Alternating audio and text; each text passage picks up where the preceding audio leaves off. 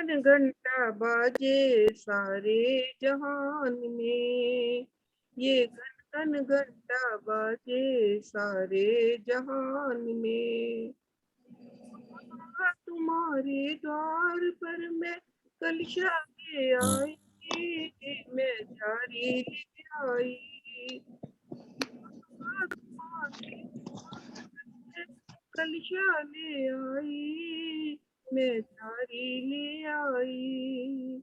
आओ नवल करा ले, आओ नवल करा ले, मेरे मकान पे ये घन घन घंटा बाजे सारे जहान में। तुम्हारे द्वार पर मैं थाली ले आई, सामग्री ले आई। बाबा तुम्हारे द्वार पर मैं थाली ले आई, सामग्री ले आई। आओ पूजन कर ले, आओ पूजन कर ले, मकान पे ये घन घन घंटा बाजे सारे जहान में। बाबा तुम्हारे द्वार पर मैं दीपक ले आई, मैं बाती ले आई। आओ आरती कर ले, आओ आरती कर ले, मेरे मकान पे ये घन घन घंटा बाजे सारे जहान में। बाबा तुम्हारे द्वार पर मैं ढोलक ले आई, चिमटा ले आई। बाबा तुम्हारे द्वार पर मैं ढोलक ले आई, मैं चिमटा ले आई। आओ मंगल गाए, आओ मंगल गाए, मेरे मकान पे ये घन घन घंटा बाजे सारे जहान में। आ जाओ आदिनाथ, आ जाओ आदिनाथ, मेरे मकान पे ये घन घन घंटा बाजे सारे जहान में। बोलिए आदिनाथ भगवान की जय। ये कपूर साहब बोल रहे थे कि आवाज नहीं आ रही, आपको आवाज नहीं आ रही है क्या? क्या मेरी आवाज नहीं आ रही है? उनका मैसेज आया था अभी, कोई मिस्टर कपूर हैं। हाँ अंजलि जी, आवाज नहीं आ रही थी सरला दीदी की। अरे नहीं, मेरे को तो बहुत अच्छे से आ रही है। हमें नहीं आ रही थी बिल्कुल भी। ये कैसे बात है फिर? इसका ये मतलब आप लोग अपने माइक को चेक करें, तो आवाज तो आ आपके रही है। स्पीकर बंद है, आपके कपूर साहब, और ये इनका स्पीकर बंद है कपूर साहब का। अरे एक्चुअली स्पीकर से तो बोला जाता है, स्पीकर बंद होगा तो बोलने के लिए बंद होगा, वैसे सुनने के लिए हाँ, स्पीकर नहीं तो मतलब, हाँ इनकी आवाज नहीं मतलब इनका क्या, इनका कोई माइक्रोफोन वगैरह वॉटेवर जो भी ये यूज कर रहे हैं, तो वो शायद ठीक नहीं है। अर्चना जी आप भी अपना चेक करें, आवाज तो आ रही थी। कपूर साहब हैं इधर, एसके कपूर साहब? हाँ हाँ, ज्वाइन कर लिया उन्होंने। कपूर आवाज आ रही है? इनका इनका माइक नहीं दिखाई दे रहा है कपूर साहब का, केवल वीडियो का साइन आ रहा है इनका। हाँ तो माइक से बेटे बोलने के लिए होता है, वो सुनने के लिए नहीं। इनका माइक भी दिखाई नहीं दे रहा है कपूर साहब का। हाँ तो उन्हें ऑडियो ज्वाइन नहीं किया होगा, यू आर राइट। हाँ तो इसीलिए इनको आवाज नहीं आ रही है, इसीलिए इनको आवाज नहीं आ रही है। तो अंजलि जी आप शुरू करिए अपना। हाँ दीदी, मैं जरा कपूर साहब को मैसेज कर देती हूँ। हाँ जी हाँ जी।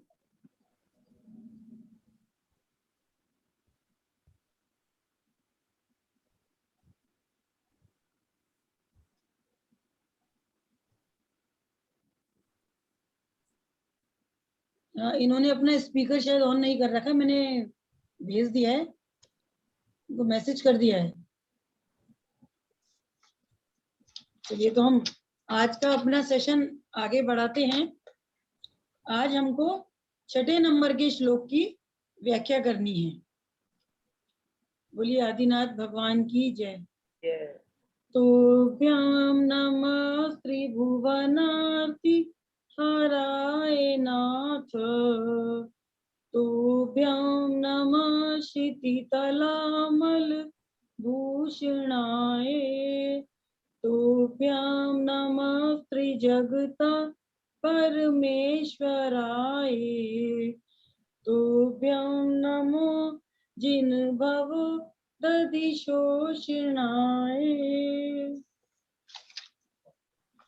आज हम 6 नंबर के श्लोक की व्याख्या देखेंगे।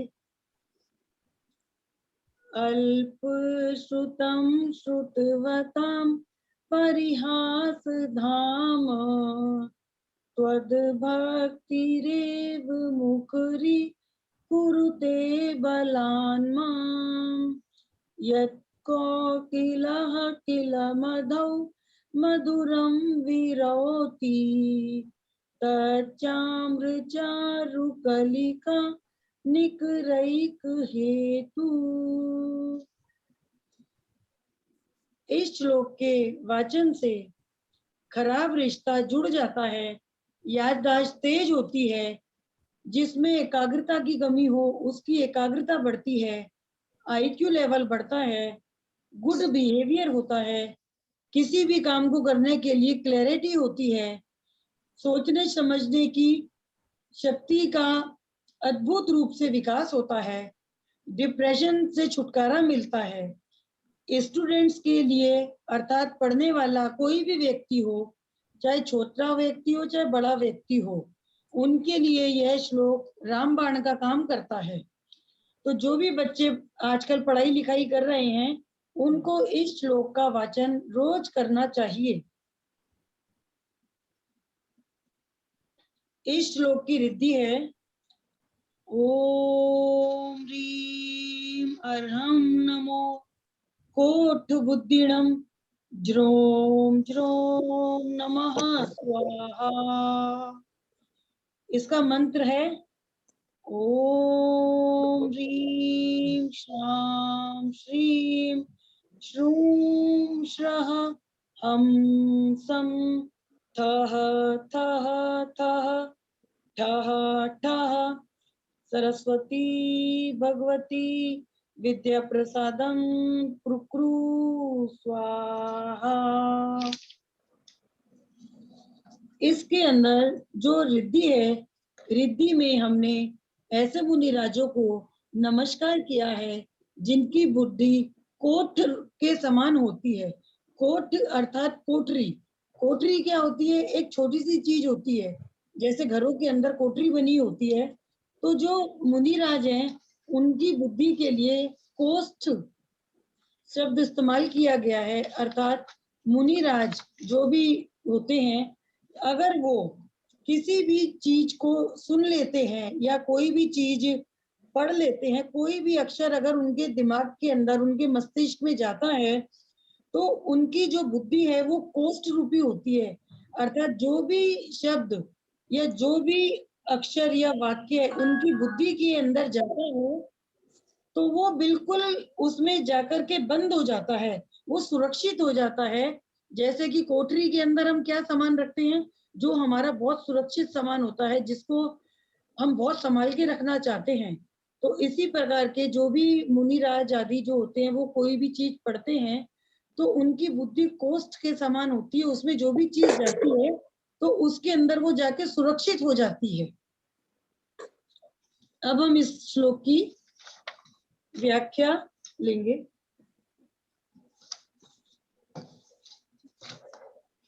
पहले हम इनके शब्दार्थ ले लेते हैं। अल्प श्रुतम। अल्प श्रुतम का मतलब होता है अल्प ज्ञान वाला, जिसको बहुत कम ज्ञान है। श्रुतवताम। श्रुतवताम अर्थात विद्वानों की।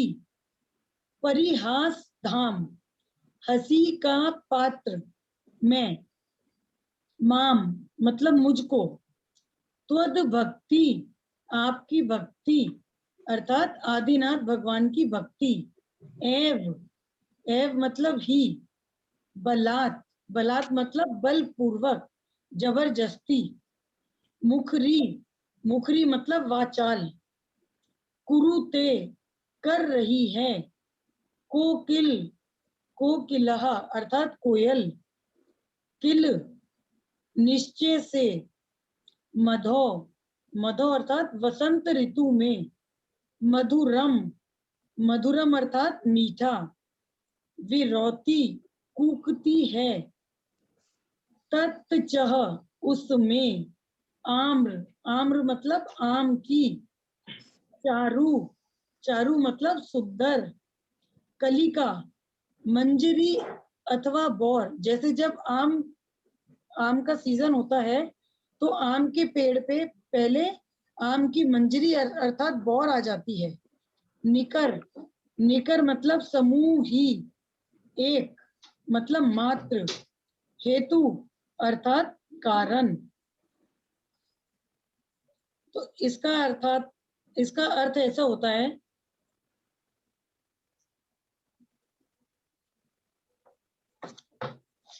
इसके अंदर मानतुंग आचार्य आदिनाथ भगवान की स्तुति करते हुए कहते हैं, हे आदिनाथ भगवान, मैं अल्प ज्ञानी हूँ, फिर भी आपकी भक्ति, आपकी स्तुति करने को तैयार हो गया हूँ। ऐसा कार्य करने से निश्चित ही मैं विद्वानों की हंसी का पात्र बनूंगा। फिर भी आपकी भक्ति मुझे बोलने को, आपकी स्तुति करने को मजबूर कर रही है। मैं बहुत वाचाल हो रहा हूँ। जिस प्रकार आम के पेड़ पर बौर आने पर कोयल अपने आप को रोक नहीं पाती और कूकने को मजबूर हो जाती है और वह कूकने लगती है, और आम की बौर की सुगंध उसको कूकने पर मजबूर कर देती है, उसी प्रकार आपको देखकर मैं भी व्याकुल और विवश हो गया हूँ। आपकी भक्ति करने के लिए मैं अपने आप को रोक नहीं पा रहा। मैं तो मोह की बेड़ियां तोड़ने के लिए आपकी भक्ति कर रहा हूँ। ये लोहे की बेड़ियां मुझे आपकी भक्ति करने से क्या रोकेंगी। अब हम थोड़ी सी इसकी व्याख्या लेते हैं। जिस प्रकार कोयल आम की बौर आने पर ही कूकती है, वो अपने आप को रोक नहीं सकती, और जो आम की बौर में से खुशबू निकलती है, कोयल को वो खुशबू बहुत अच्छी लगती है और उस खुशबू के कारण ही वह कूकना शुरू कर देती है। जबकि कोयल जो होती है वो पूरे वर्ष नहीं कूकती, वसंत ऋतु में जब आम के ऊपर बौर आती है आम के पेड़ पे, वो तभी कूकती है। इसी तरह मानतुंग आचार्य कहते हैं, हे प्रभु, आपके गुणों की मंजरी अर्थात आपके गुणों के जो गुच्छे हैं वो मेरे को भक्ति करने को मजबूर कर रहे हैं। अल्प बुद्धि होते हुए भी मैं अपने आप को रोक नहीं सकता। मैं बुद्धिमानों की महफिल में निश्चय ही हंसी का पात्र बनूंगा। फिर भी मैं प्रयत्न कर रहा हूँ कि आपके गुणों का कुछ तो व्याख्यान कर सकूं। अगर कोयल की आवाज अच्छी होती तो वह पूरे वर्ष गाती, मगर वसंत ऋतु को देखकर ही वो गाती है। इसके अंदर हम यह कहते हैं कि बुद्धि और इमोशन, इमोशन अर्थात जो हमारे भाव होते हैं, उन्हीं से भक्ति होती है, और भक्ति के लिए विश्वास होना बहुत जरूरी होता है। हमारे अंदर विश्वास होना चाहिए और इमोशन होना चाहिए, भाव होना चाहिए भक्ति करने का, तो हम बहुत अच्छी तरीके से प्रभु की स्तुति और उनके गुणगान कर सकते हैं। ये जो हम किसी भी श्लोक के अंदर मंत्र पढ़ते हैं, तो मंत्रों को पढ़ने से जो हमारे दिमाग के ताले होते हैं वो स्वयं ही खुल जाते हैं। धन्यवाद। अब मैं सरला दीदी से आग्रह करूंगी कि सरला दीदी आए और हमें हीलिंग दें। ठीक है अंजलि जी, मैं स्टार्ट करती हूँ जी। प्रथम तीर्थंकर देवादिदेव 1000 श्री आदिनाथ भगवान के चरणों में हम अपने भक्ति प्रसून समर्पित करते हैं। तामर प्रणतमौलि मणि प्रभाना मूर्ध्योऽकं दतित पादमोवितानम्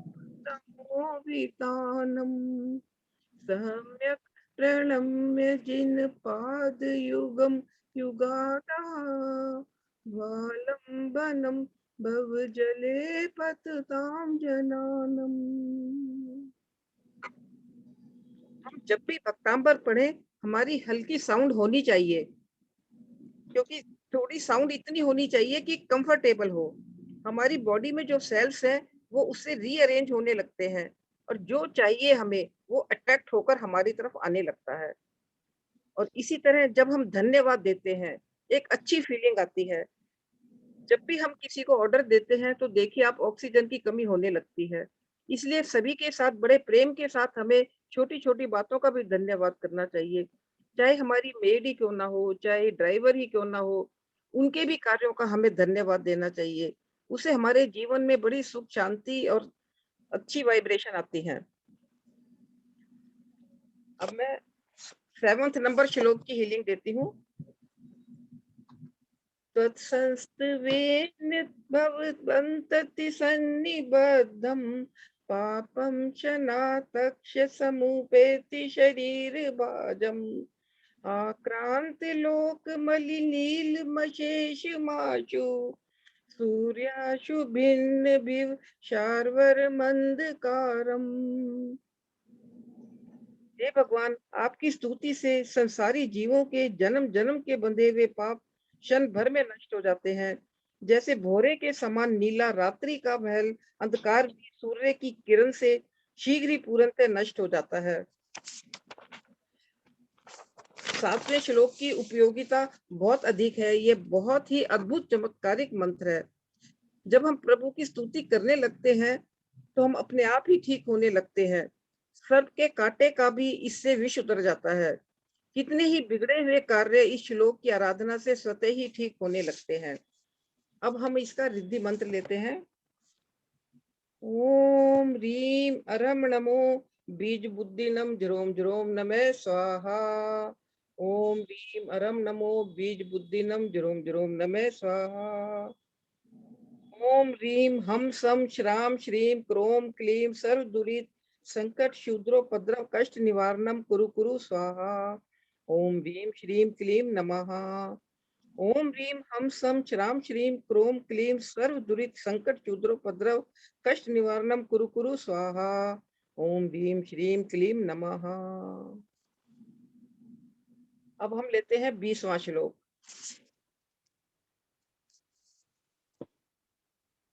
ज्ञानम यथा त्वयि विभाति कृतावकाशम नैवं तथा हरिहरादिशि नायकेषु तेजईश्वरीन् मनीषु याति यथा महत्वं नैवं तु काचि शकले किरणाकुलेपि।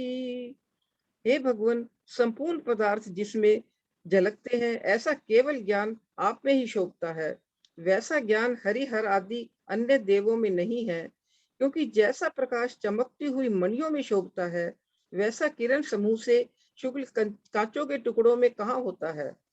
हे अर्थात हे प्रभु, ये सब आप में ही इतने गुण हैं, अर्थात और कहीं नहीं हमें मिलते। अब मैं इसकी 20वां श्लोक जिन महिलाओं को गर्भ धारण नहीं होता है उनके लिए बहुत ही इफेक्टिव ये मंत्र है। इस मंत्र की आराधना करने से उनको शीघ्र ही गर्भ धारण की प्राप्ति होती है। जिनकी मैरिज हो गई है, फर्टिलिटी प्रॉब्लम है, एबॉर्शन हो जाता है, इस श्लोक की आराधना करने से संतान सुख की प्राप्ति होती है। और यदि 21 दिन एक वस्तु का त्याग करके प्रातः ब्रह्म मुहूर्त में अनुष्ठान किया जाए तो अवश्य ही 100% सफलता इसमें मिलती है। और 34वां श्लोक इसलिए इसके बाद करना चाहिए क्योंकि वो गर्भ धारण की रक्षा करता है। अब हम लेते हैं 9वां श्लोक, क्योंकि वो भी इसी से संबंधित है। 9वें श्लोक से पुत्र या पुत्री जो भी प्राप्त करना चाहते हैं वो प्राप्त किया जा सकता है। आस्ताम तव स्तनमस्त समस्त दोषम तत्संकथापि जगताम दुरितानि हन्ति दूरे सहस्त्र किरण कुरुते प्रभव पद्माकरेषु जलजानि विकास भांजी। हे प्रभु, संपूर्ण दोषों से रहित आपकी स्तुति करना तो बहुत बड़ी बात है। मात्र आपके नाम की कथा ही जगत जीवों के पापों का भरण करती है। जैसे सूर्य तो दूर ही रहा, उसकी पहली किरण जैसे आती है, उसी समय तालाबों में जितने भी कमल पुष्प होते सारे विकसित कर देती है। इसी प्रकार आपके सिर्फ नाम स्मरण करने मात्र से ही हमारे सब पापों का नाश हो जाता है।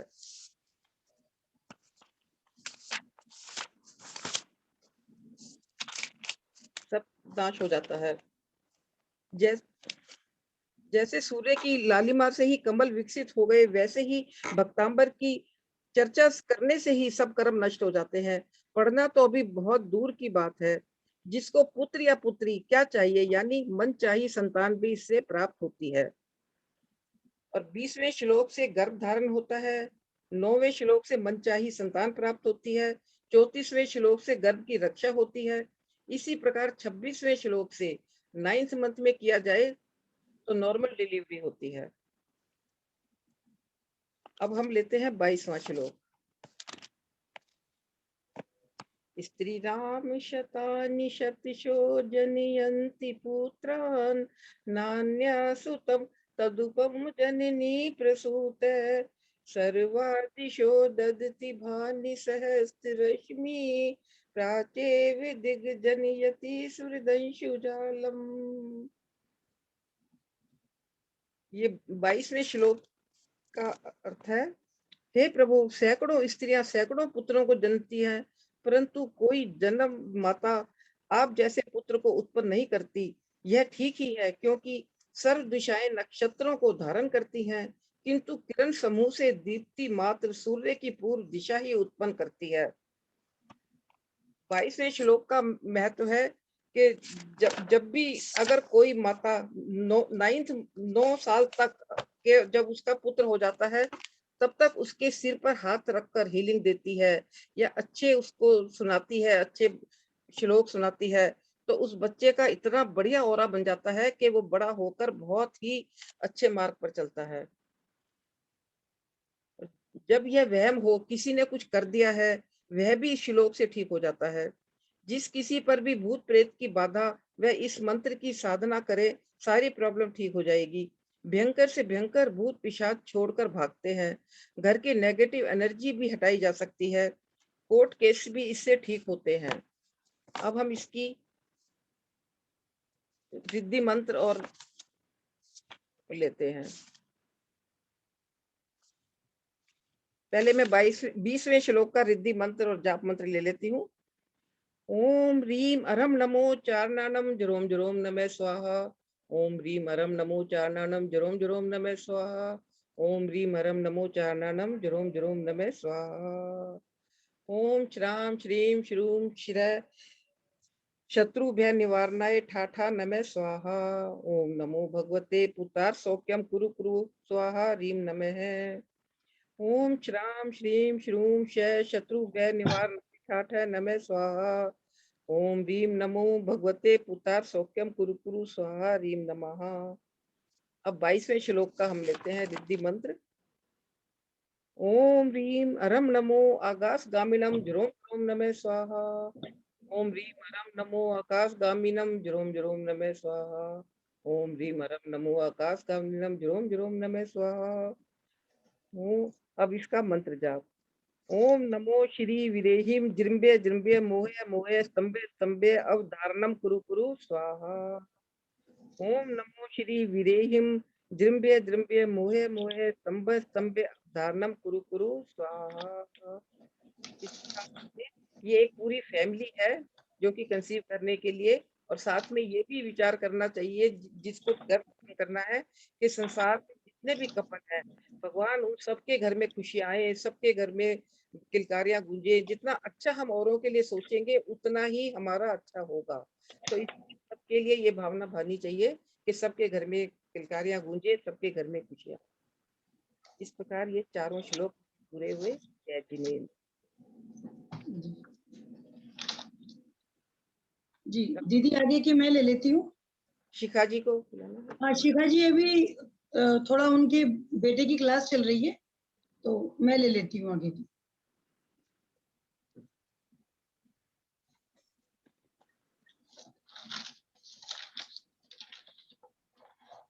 बोलिए आदिनाथ भगवान की जय।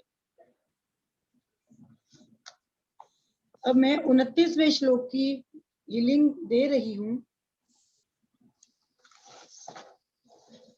सिंहासने मणिमयूख शिखा विचित्रे विभ्राजते तब वपु कनकावदातम् बिंबं वियत विलसदंशु लतावितानम् तुंगोदयाद्रिशिरसीव सहस्ररश्मे। इसकी रिद्धि है ओम ह्रीं अर्हं नमो घोरतवाणं ज्रोम ज्रोम नमः स्वाहा। इसका मंत्र है ओम ह्रीं नमियूलपासम विसहर पुल्लिंग मंतो विसहर नाम रकार मंतो सर्व सिद्धि मीहे इह समृंतारणम मरणे जागई कप दुमच्चम सर्वार्थ सिद्धि ओम नमः स्वाहा। इस श्लोक की उपयोगिता यह है कि जिस किसी का अपना घर नहीं होता उसका अपना घर हो जाता है। जो बैठने के अंदर दिक्कत वाले रोग होते हैं अर्थात किसी के घुटने की कोई प्रॉब्लम है या कमर में कोई दर्द है किसी वजह से वो बैठ नहीं पाता है वो रोग ठीक हो जाते हैं। कोलोन कैंसर पाइल्स के रोग ठीक हो जाते हैं। सामाजिक प्रतिष्ठा बढ़ती है और जो बुरे व्यसन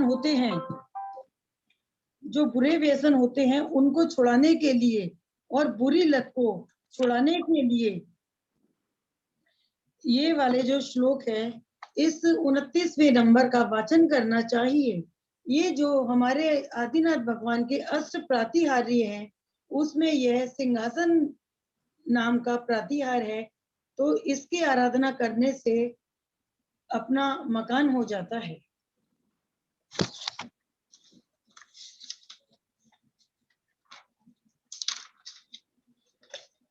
अब हम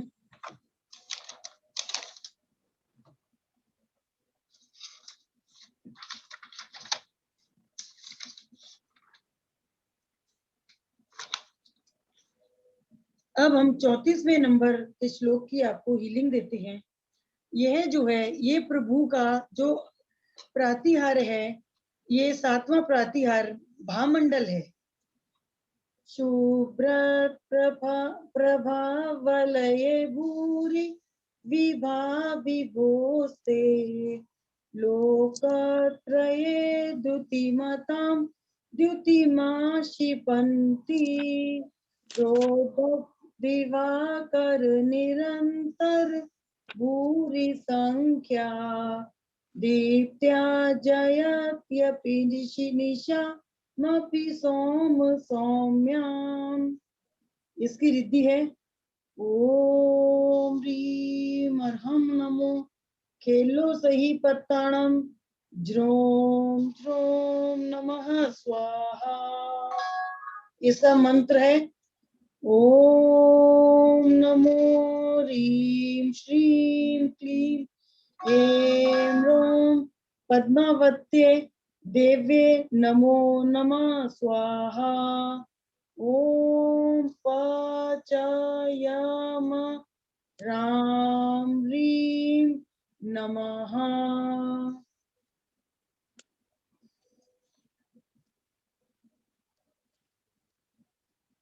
ये एकता जी शायद कुछ कहना चाह रही हैं।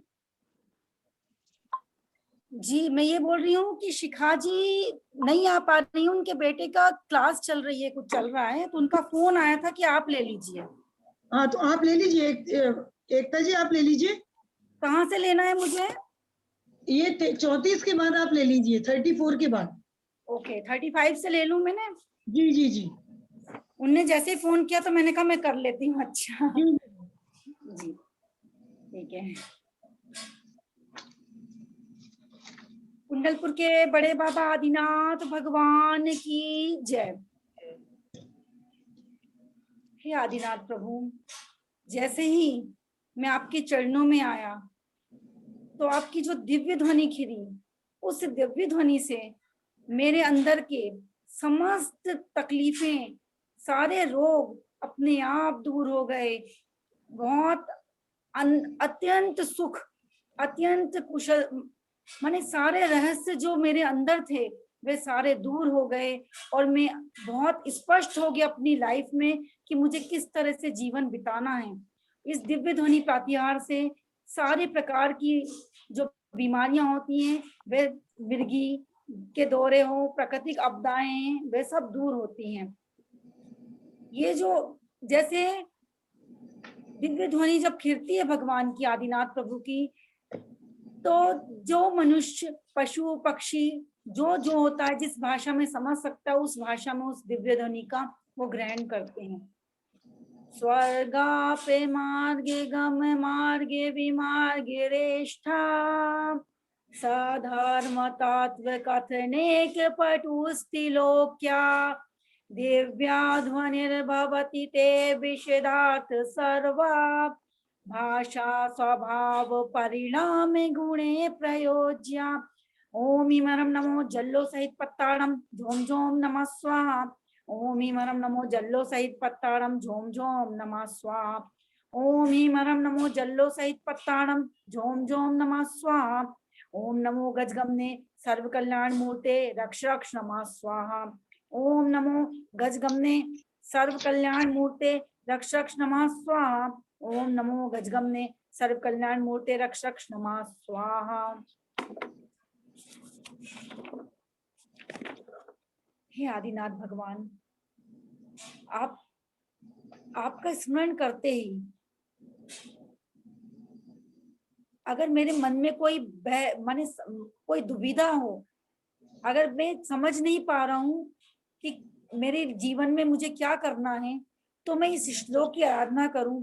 क्लियरिटी ऑफ माइंड, डिसीजन लेकर मेकिंग के लिए अगर कोई प्रॉब्लम हो रही डिसीजन लेने में, तो इस श्लोक की आराधना कर सकते हैं हम। भिन्ने बेकुम में गदज्वल चोणितक्ता मुक्ता फला प्रकर भूषित भूमि भागा बुद्धा क्रम गता हरिणाधिपोपी न क्रामति क्रम युगाचल संस्थितं ते। ओम नमो वच्चवलिनं झोम झोम नमः स्वाहा। ओम नमो वच्चवलिनं झोम झोम नमः स्वाहा। ओम नमो वच्चवलिनं झोम झोम नमः स्वाहा। ओम नमो एषु वृत्तेषु वर्धमान तव्यहरम वृत्तिवर्णेषु मंत्रां पुनः स्रवा आत्रो पर मंत्रा निवेदनाय नमः स्वाहा। ओम नमो येषु वृत्तेषु वर्धमान तब भयहरम वृत्तिवर्णेषु मंत्रां पुनः स्रवता आत्रो पर मंत्र निवेदनाय नमः स्वाहा। ओम नमः येषु वृत्तेषु वर्धमान तब भयहरम वृत्तिवर्णेषु मंत्रां पुनः स्रवत्वा आत्रो पर मंत्र निवेदनाय नमः स्वाहा। अब जैसे ही आपके स्मरण नाम का किया, तो हमारे जीवन की जो अंदर की आग और बाहर जो संसार रूप में फैली हुई है, दोनों आग का शमन हो जाता है। वे दोनों आग बढ़ जा। अगर किसी को कोई गुस्सा ज्यादा आता है तो भी इस श्लोक की आराधना कर सकता है। कोई भी तरह की प्रॉब्लम है और वो लगता है, तो वह सारी चीजों के लिए भी इस श्लोक की आराधना कर सकता है। कोरोना रूपी जो कोविड है, वो रूपी जो दावानल फैली है हमारे विश्व में, उसके शांत करने के लिए भी हम इस श्लोक की आराधना कर सकते हैं। कल्पांत काल पवनोदतवन निकल्पम दावानलम ज्वलित मोज्वल मोस्फलिंगम विश्वम जगस्मिव सम्मुखमापतंतम त्वानाम कीर्तम जलम समयेत शेषम। ओम नमो कायवलीनम झोम झोम नमः स्वाहा। ओम नमो कायवलीनम झोम झोम नमः स्वाहा। ओम नमो कायवलीनम झोम झोम नमः स्वाहा। ओम सोम ह्रीं क्रोम ग्लोम सुंदर रूपाय नमः। ओम सोम ह्रीं क्रोम ग्लोम सुंदर रूपाय नमः।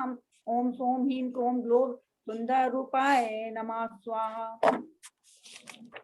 हम 45वां नंबर का श्लोक लेंगे जो सारे व्याधियों के नाश करने के लिए है कि कैंसर या कोई भी असाध्य रोग हो जो कि हमसे दूर नहीं हो रहा है, डॉक्टर ने भी बोल दिया है कि अब ये ठीक नहीं हो सकता है, अगर इस श्लोक की आराधना हम करने लगते हैं तो वह असाध्य रोग भी ठीक हो जाता है। इससे इम्यूनिटी पावर भी बढ़ती है। और अगर हम कभी किचन में काम करते हुए इस श्लोक की आराधना कर रहे हैं तो कभी भोजन की कमी नहीं होगी आपके घर में। उद्भूत भीषण जलोधर भारि भुगिना सोच्यं दशामुपि गता श्रुत जीविताशा त्वदपाद पंकज रजो मृत दिग्ध देहा मत्या भवन्ति मकर ध्वज तुल्य रूपा। ओम नमो अखीण मानसाणम झोम झोम नमः स्वाहा। ओम नमो अखीण मानसाणम झोम झोम नमः स्वाहा। ओम ह्रीं नमो भगवती क्षुद्रोपशांतिकारिणी रोग कष्ट ज्वरोपशमनम शांतिम कुरु कुरु स्वाहा। ओम ह्रीं नमो भगवती क्षुद्रोपद शांतिकारिणी रोग कष्ट ज्वरोपशमनम शांतिम कुरु कुरु स्वाहा। ओम ह्रीं भगवती भय भीषणाय नमः। ओम ह्रीं भगवती भय भीषणाय नमः स्वाहा।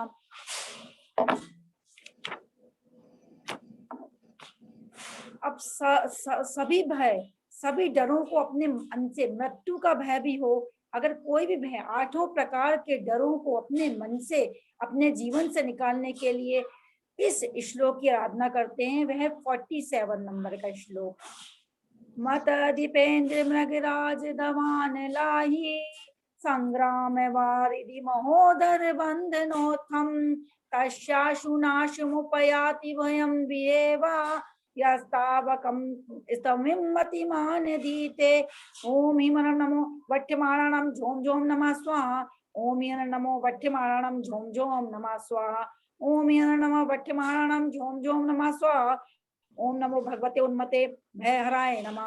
ओम नमो भगवते उन्मते भयहराय नमः। ओम नमो भगवते भय अरे नमः। ओम नमो भगवते उन्मते भयहराय नमः। अब हम आखिरी सोपान पर पहुंचते हैं और 48वां श्लोक लेते हैं। जो भी इस 48वें पूरे श्लोक की ये जो कंठ में अपने को धारण करता है उसके सारे रोग संताप दुख अपने आप शांत हो जाते हैं, सारी इच्छाओं की पूर्ति होती है। साधारण लक्ष्मी तो क्या, मोक्ष लक्ष्मी उनको प्राप्त होती है। स्रोतम सजम तब जिनेन्द्र गुणे निबद्धा भक्ता मया विधि वर्ण विचेत पुष्पाम दत्ते जनो यही कंठे गताम जस्त्रम तम्मान तुंग ममशा समुपैति लक्ष्मी तम्मान तुंग ममशा समुपैति लक्ष्मी तम्मान तुंग ममुषा समुपैति लक्ष्मी। ओम ह्रीं नमो सव्य सावणम महाति महावीर वठ्याणां बुद्धिरीसणं झोम झोम नमः स्वाहा। ओम ह्रीं नमो सव्य सावणम महति महावीर वठ्याणां बुद्धिरीसणं झोम झोम नमः स्वाहा। ओम ह्रीं नमो सव्य सावणम महति महावीर वठ्याणां बुद्धिरीसणं झोम झोम नमः स्वाहा। ओम नमो भव्यचारिणं अष्टादश सहस्त्र शीलांगधारिणं नमः स्वाहा। ओम नमो भव्यचारिणं अष्टादश सहस्त्र शीलांगधारिणं नमः स्वाहा। ओम नमो भव्यचारिणं अष्टादश सहस्त्र शीलांगधारिणं नमः स्वाहा। हे आदिनाथ प्रभु, जितनी भी दिव्य आत्माओं द्वारा दिव्य ऊर्जा मुझे प्राप्त हुई है वे सब आप लोगों को जो जो हीलिंग ले रहे हैं उनको प्राप्त हो प्राप्त हो प्राप्त हो। वे सभी सुरक्षित हैं क्योंकि 48 कवच आप लोगों के ऊपर लग चुके हैं और आप सब सुरक्षित हो गए हैं। सारे संसार रूपी कष्टों से भी और शरीर रूपी कष्टों से भी और मन से जो भी कष्ट हैं वे सारे कष्ट आपसे दूर हों दूर हों दूर हों। यही आदिनाथ प्रभु से आप कामना करते हैं। आप सब सुरक्षित हों सुरक्षित हों सुरक्षित हों, स्वस्थ हों स्वस्थ हों स्वस्थ हों। स्वस्थो हम स्वस्थो हम स्वस्थो हम। ओम नमः सिद्धेभ्यः ओम नमः सिद्धेभ्यः ओम नमः सिद्धेभ्यः। जय जिनेन्द्र, बहुत जय बहुत जिनेन्द्र सभी को। एकता जी, आपने बहुत अच्छी हीलिंग दी, आपका बहुत बहुत धन्यवाद। आपका बस जी अचानक में बोला तो मैं तुरंत में उठ के आई हूँ। जी जी जी जी। आइए अब हम अपने इस सेशन को आगे बढ़ाते हैं। तो जैसा कि कल आपको बताया गया था कि आज हम सत्संग का फल, इसके विषय के अंदर कुछ जानकारी लेते हैं। वैसे तो आप सभी को पता ही है कि सत्संग का जो फल होता है वो हमेशा बहुत ही मीठा होता है, लेकिन फिर भी हम इसके विषय में कुछ और जानकारी लेते हैं। सत्संग शब्द दो शब्दों से मिलकर बना है, सत और संग। सत का मतलब होता है सज्जनों की और संग का मतलब होता है संगति, संगति करना। धर्मात्माओं की संगति करना सत्संग कहलाता है। जंगल में जहाँ चंदन का वृक्ष होता है, उसके आसपास खड़े वृक्षों में चंदन जैसी खुशबू आने लगती है। उसी प्रकार जो सज्जनों की संगति में रहता है, वह मानव एक दिन उसी के समान बन जाता है, क्योंकि मनुष्य के ऊपर संगति का बहुत प्रभाव पड़ता है। जवानों की अपेक्षा बच्चों पर संगति का असर ज्यादा पड़ता है।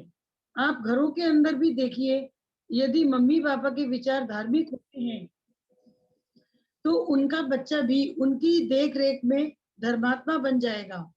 यदि आप अपने बच्चे से कहें कि बेटा सुबह उठ करके मंदिर में जाया करो, तो पहले तो आपको जाना पड़ेगा ना, तभी तो बच्चा आपकी देखम देख मंदिर में जाएगा। ऐसा तो नहीं है ना कि आप तो घर में बैठे हुए हैं और बच्चों को बोल रहे हैं कि बच्चों आप जाओ और मंदिर के दर्शन कर आओ, तो बच्चा कभी भी नहीं जाएगा। ऐसा नहीं, आप तो प्रमादी बने पड़े हैं और बच्चों को मंदिर में भेज देते हैं। देखिए, जो छोटे छोटे पक्षी होते हैं, चिड़िया कोई, वो क्या करते हैं, दिन निकलते ही बोलना शुरू कर देते हैं और चाय चाय करके आप सबको जगाते हैं। और पक्षी चाय चाय की आवाज में भगवान को याद करते हैं और हम सबों को कहते हैं कि प्राणियों उठो, दिन निकल आया है, भगवान को याद करो। और पक्षी तो सुबह उठकर चाय चाय करते हैं, परंतु आप सब सुबह उठते ही चाय चाय पुकारते हो। बताइए फिर क्या आपके बच्चे क्या सीखेंगे? बच्चों के ऊपर तो माँ बाप का प्रभाव पड़ता है। जैसे कि कल मैंने आपको बताया था कि प्रातः काल के अंदर हमारी जो सुषुम्ना नाड़ी होती है, वह पूर्ण अपने वेग से चलती है। तो वो जो सुषुम्ना नाड़ी का जो चलने का समय होता है वो प्रातःकालीन होता है, और उस समय हमारे को प्रभु की भक्ति करनी चाहिए। और शाम का समय जो होता है वो भी सायकालीन, जैसे संध्या का समय होता है, गोधूली का जो समय होता है वो भी प्रभु की भक्ति का होता है। इसीलिए हम देखते हैं कि मंदिर के अंदर सुबह भोर जैसे ही होती है तो मंदिर के अंदर प्रभु की पक्षाल होती है, घंटे बजते हैं, प्रभु की आरती होती है, और इसी तरीके से शाम को मंदिर के अंदर दीपक अर्चना प्रभु की शुरू हो जाती है। तो सुबह का समय जो होता है वो प्रभु की भक्ति का होता है। तो हम सबको, अगर मंदिर हमारे घर से दूर है या हम किसी कारणवश रोज मंदिर नहीं जा सकते, तो हम इतना तो कर ही सकते हैं कि सुबह जल्दी उठ के नहा धो के अपने घर के अंदर जो सभी के एक मंदिर होता है, तो उसके अंदर दीपक जला करके प्रभु की अर्चना कर लें।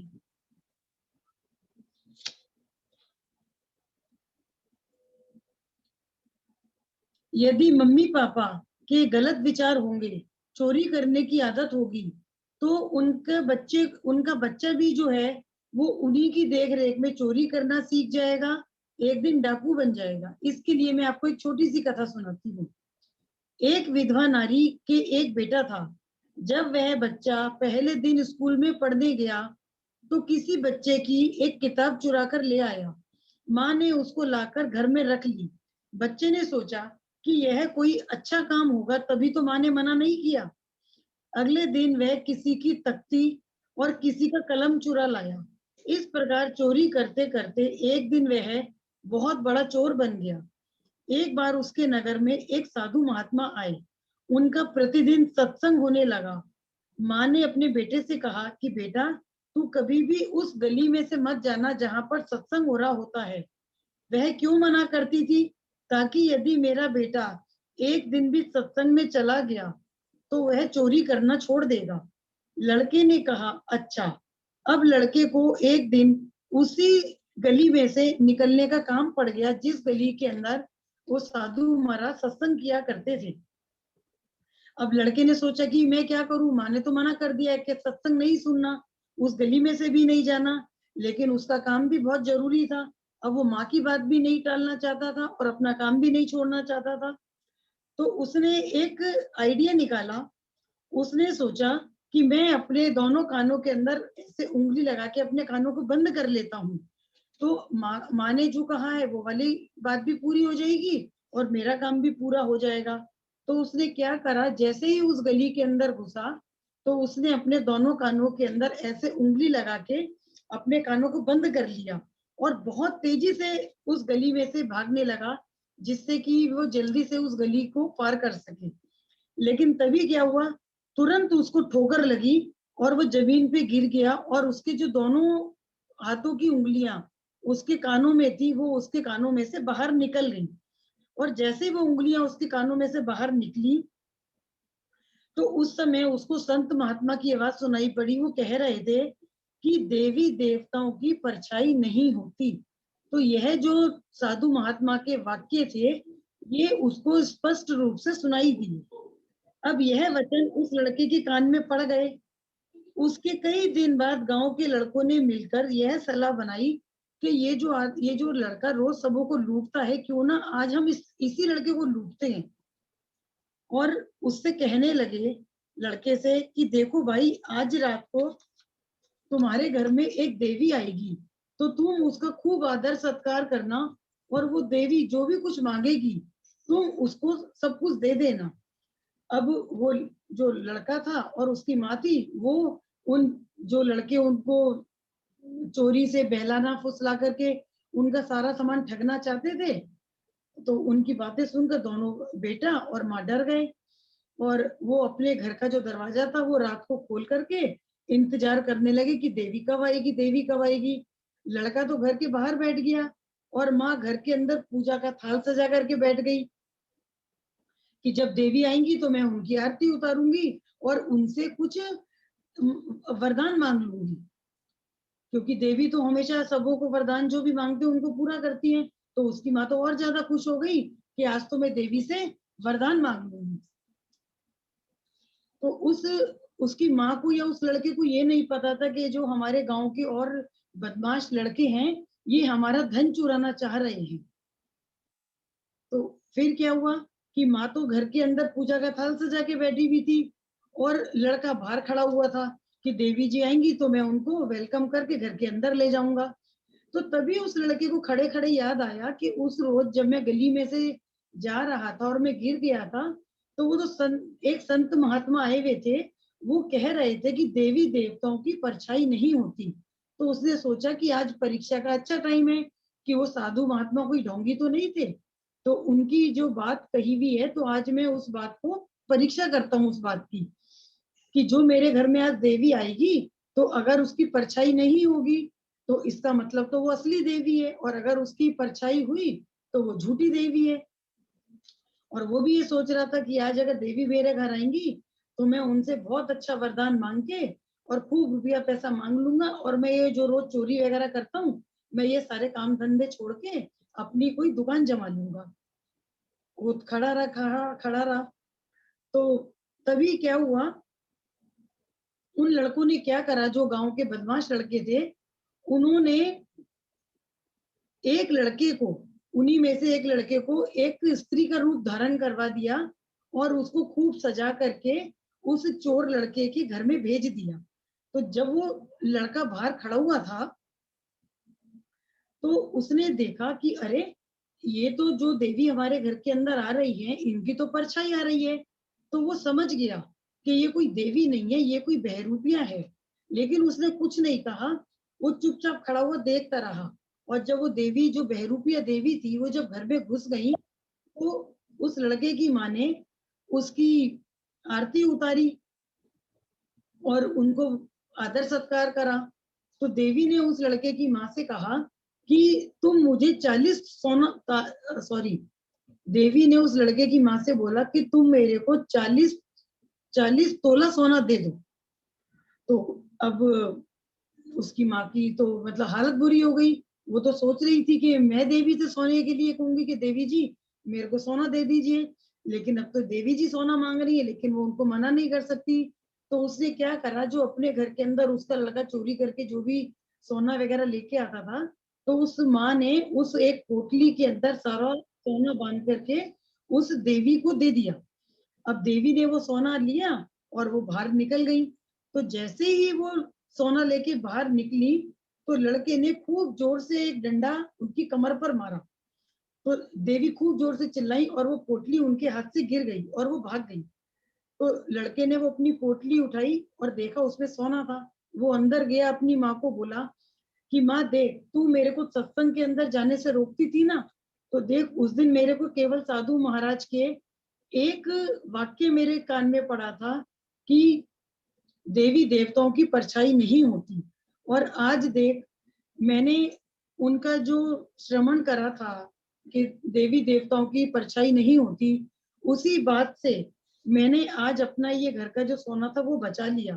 तो माँ, अगर मैंने केवल आधे मिनट का जो सत्संग है उसका लाभ लिया, तो माँ तू ये सोच कि अगर मैं डेली 1 घंटा सत्संग के अंदर जाऊंगा तो मैं कितना लाभ वहां से प्राप्त करूंगा। और जिस नगर के अंदर 12 महीने सत्संग होता है, और अगर कोई व्यक्ति प्रतिदिन उस सत्संग के अंदर जाएगा, तो कभी भी उस व्यक्ति का पतन नहीं हो सकता, वो कभी भी कोई बुरे कर्म नहीं करेगा। तो माँ, उसने बोला कि माँ आज से मैं सारे बुरे कर्म छोड़ता हूँ, और आप भी सत्संग में चलना और मैं भी रोज सत्संग में जाऊंगा, तो भगवान जरूर हमारे को कोई अच्छी राह दिखाएगा, जिससे कि हम अपना कुछ व्यवसाय शुरू करके ये गलत कार्य को करना छोड़ देंगे। तो देखिए, एक शब्द से, सत्संग के एक शब्द से उस लड़के की जो काया थी वो पलट हो गई। लोहे के अंदर सोना बनने की शक्ति होती है, परंतु वह सोना कब बनेगा? जब वह पारस पत्थर के साथ में मिलेगा, अर्थात जब उसको पारस की संगति प्राप्त होगी, तो जो लोहा है वो पारस के छूते के साथ ही सोना बन जाएगा। इसी प्रकार मनुष्य के अंदर महान बनने की शक्ति होती है, लेकिन वह महान कब बनेगा? जब वह महान पुरुष की संगति करेगा।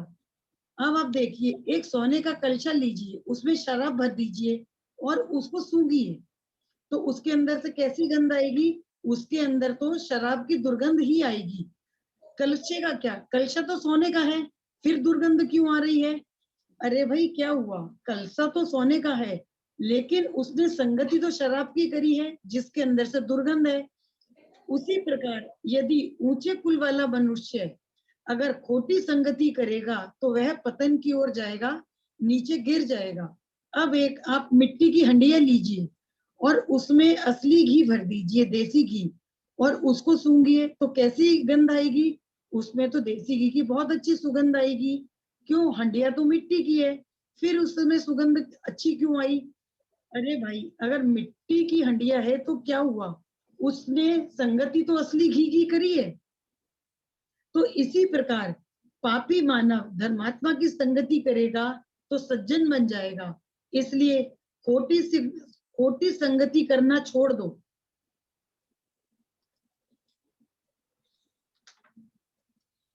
खोटी संगति से जीवन कूड़े के समान बन जाता है और सत्संग से सिंहासन को प्राप्त कर लेता है।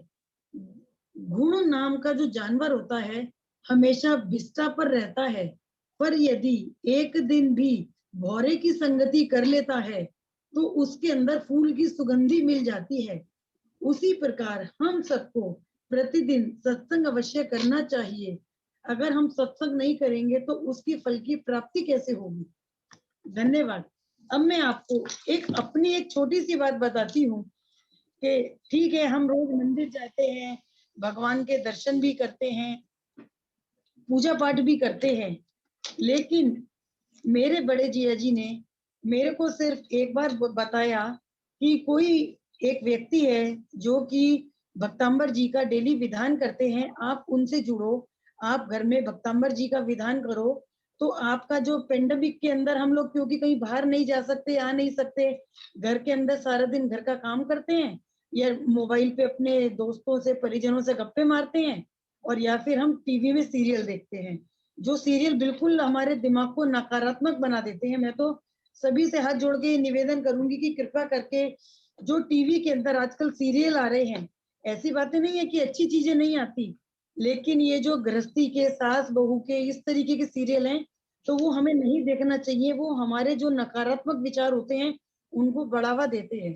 तो इस प्रकार से मैंने मई माह के प्रथम सप्ताह के अंदर अपने बड़े जिया जी के कहने पे, जो एक व्यक्ति बहुत सज्जन पुरुष भक्तांबर जी का रोज विधान कराते हैं, मैं उनसे जुड़ी और मैंने अपने घर के अंदर भक्तांबर जी का विधान करना शुरू कर दिया। कुछ समय पश्चात मेरे को मेरी एक मित्र से पता लगा कि एक ग्रुप है जो कि भक्तांबर जी की हीलिंग देता है, तुम उस ग्रुप को ज्वाइन करो तो आपको बहुत अच्छा लगेगा। तो मैंने अपनी जो मंजू दीदी हैं और चारू दीदी हैं, उनका जो ग्रुप है, मैंने उनका वो ग्रुप ज्वाइन करके भक्तांबर जी की हीलिंग लेना शुरू करा। उसके पश्चात मुझे उसी ग्रुप से पता लगा कि वो लोग भक्तांबर जी की कक्षा लेकर भक्तांबर जी का विस्तार पूर्वक उसमें वर्णन कर रहे हैं और उसकी हिंदी बिल्कुल विस्तार रूप से बताई जाएगी तथा भक्तांबर जी की हीलिंग देना भी सिखाया जाएगा।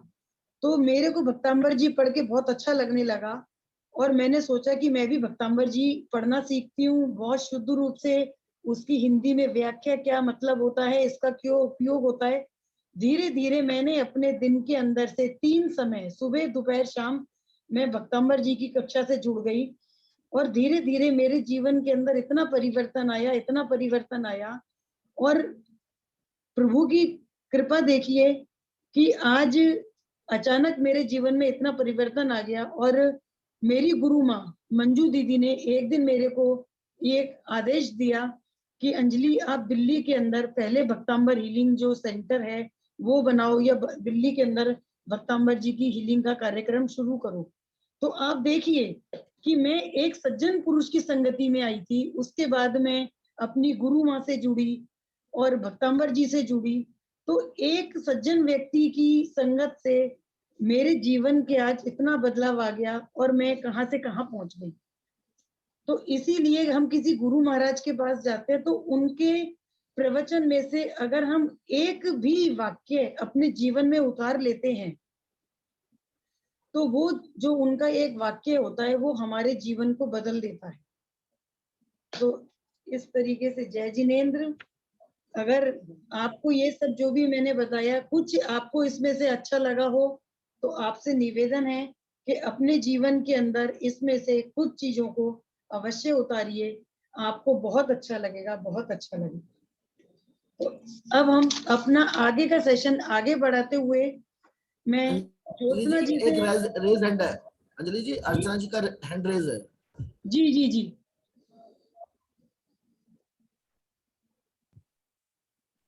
जी अर्चना जी। अंजलि जी, सभी को मेरा जय जिनेन्द्र। अगर मैं आज एक गीत सुनाना चाहती हूँ, ये मेरे स्वर्गीय आनंद चाचा वैंकूवर में जो रहते हैं उनके द्वारा लिखा गया है। वो बहुत धर्मात्मा आत्मा थी और वो बहुत कविताएं और भगवान के भजन लिखा करते थे। ये उनका एक भजन है जो मैं आपके सम्मुख प्रस्तुत करना चाहती हूँ। क्या आप मुझे इसकी परमिशन देंगी? जी बिल्कुल अर्चना जी, आपका स्वागत है। इस भजन का नाम है तेरा नाम।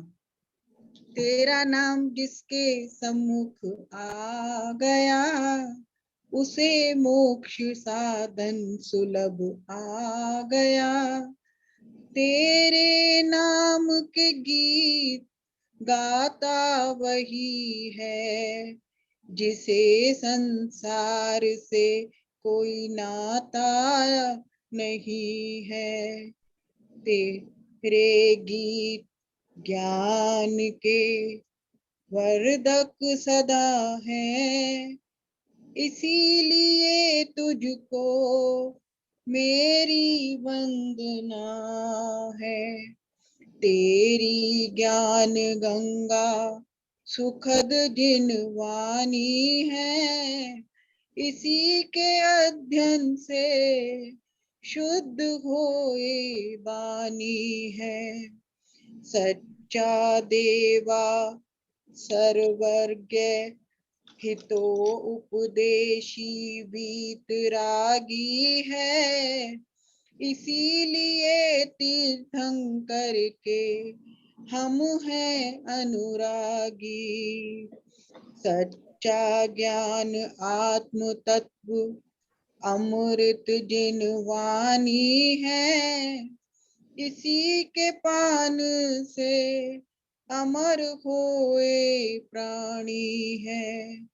सच्चा गुरु निर्ग्रंथ मुनि वेशधारी है, उन्हीं के वचन है ब्रह्म रोग सब हारी है।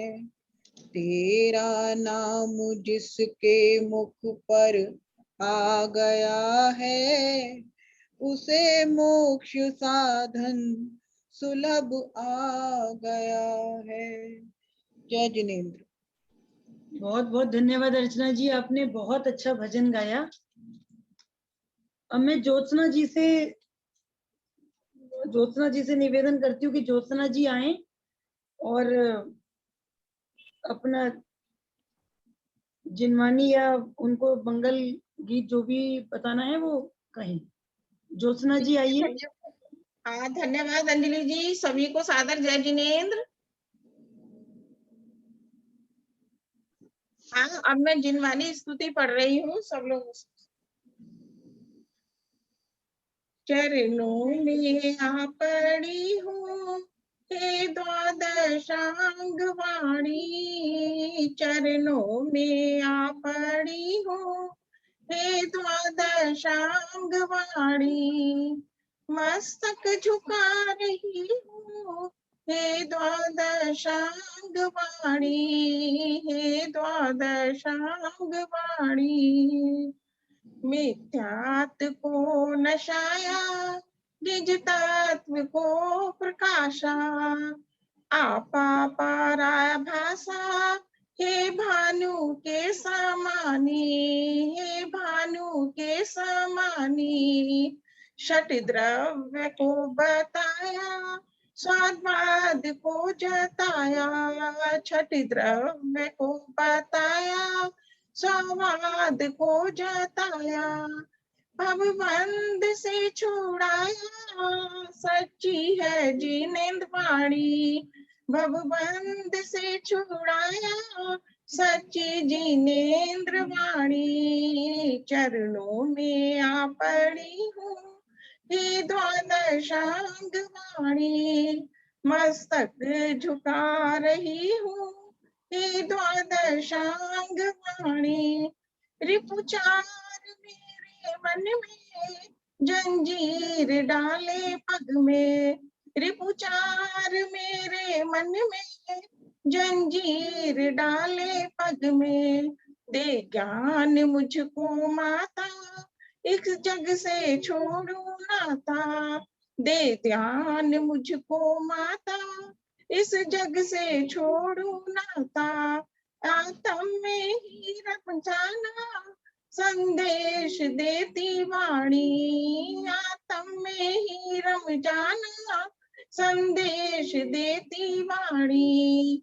चरणों में आ पड़ी हूँ हे द्वादशांग वाणी, मस्तक झुका रही हूँ हे द्वादशांग वाणी। बोलो जिनवानी माता की जय। ज्योत्सना जी बस आप नवोकार मंत्र पढ़ के सेशन का मंगल कर दीजिए। ठीक है, एक मिनट अंजलि जी, आपने मेरी वीडियो ऑफ कर दी है। हाँ, वो अभी हमने ज्योत्सना जी को स्पॉटलाइट पे ले रखा था। अच्छा अच्छा अच्छा अच्छा अच्छा जी ठीक है, अब हम 3 बार सब लोग नमोकार मंत्र पढ़ेंगे। हेलो अंजलि जी, ज्योत्सना जी, ये सुरेंद्र कपूर, एक SK कपूर भी कुछ कहना चाह रहे हैं। हाँ जी जी जी, जरूर से।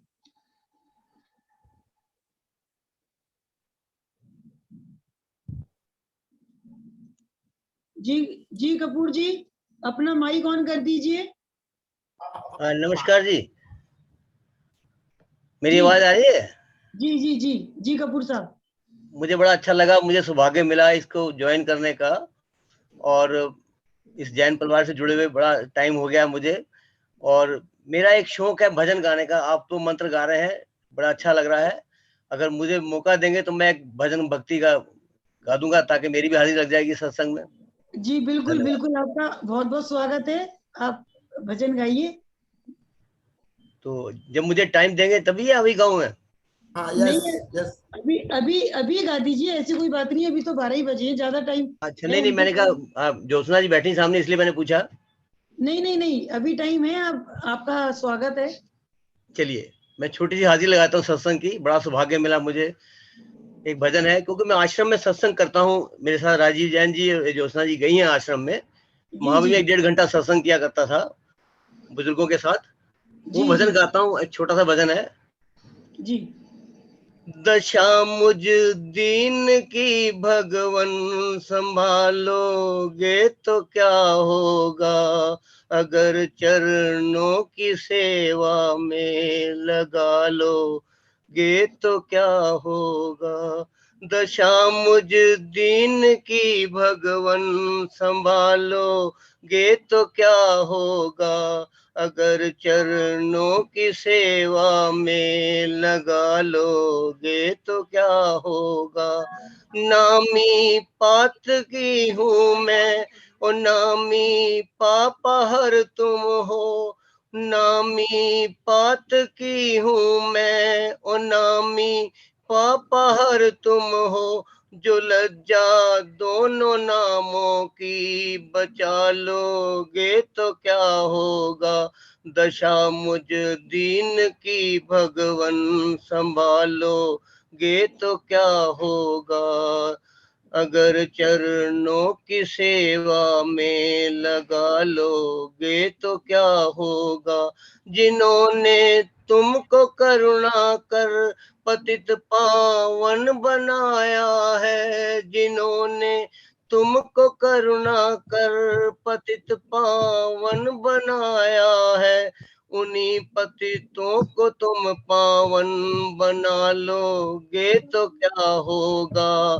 दशा मुझ दीन की भगवन संभालोगे तो क्या होगा, अगर चरणों की सेवा में लगा लोगे तो क्या होगा। दशा मुझ दीन की भगवन संभालोगे तो क्या होगा।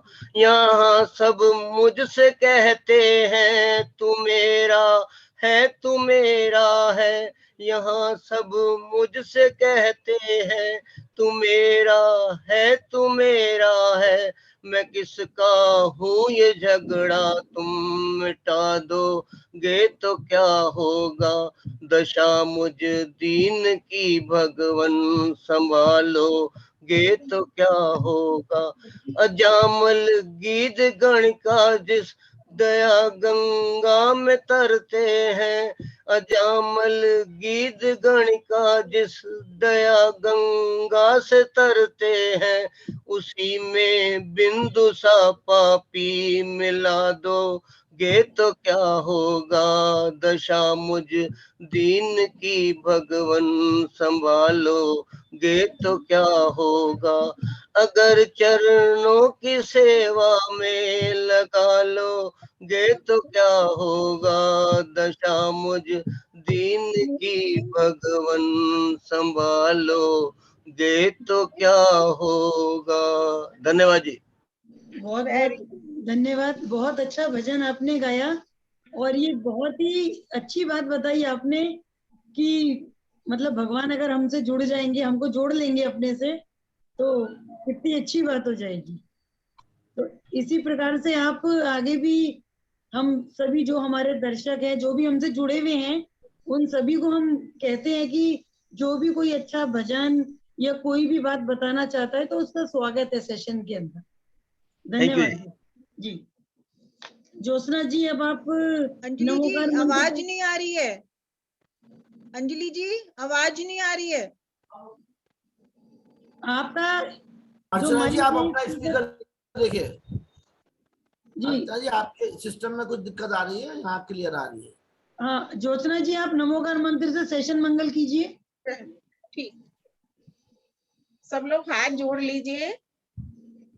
नमो अरिहंताणं नमो सीताणं नमो ऐरियाणं नमो वज्रायाणं नमो लोहे सवे साहूणं नमो अरिहंताणं नमो सीताणं नमो ऐरियाणं नमो वज्रायाणं नमो लोहे सवे साहूणं नमो अरिहंताणं नमो सीताणं नमो ऐरियाणं नमो वज्रायाणं नमो लोहे सवे साहूणं ऐसो पंच नमोकारो सवै पापा पराशणो मंगलाणं च सवै से परमं हवै मंगलम् परमं हवै मंगलम् परमं हवै मंगलम्। जी, राधे महामंत्र की जय। सभी को जय जिनेन्द्र। सभी को जय जिनेन्द्र। सभी को जय जिनेन्द्र। मिस्टर कपूर आपने बहुत अच्छा भजन गाया, बहुत ही अच्छा लगा आपका भजन सुन के। धन्यवाद। धन्यवाद, आपने मौका दिया, बहुत अच्छी बात है।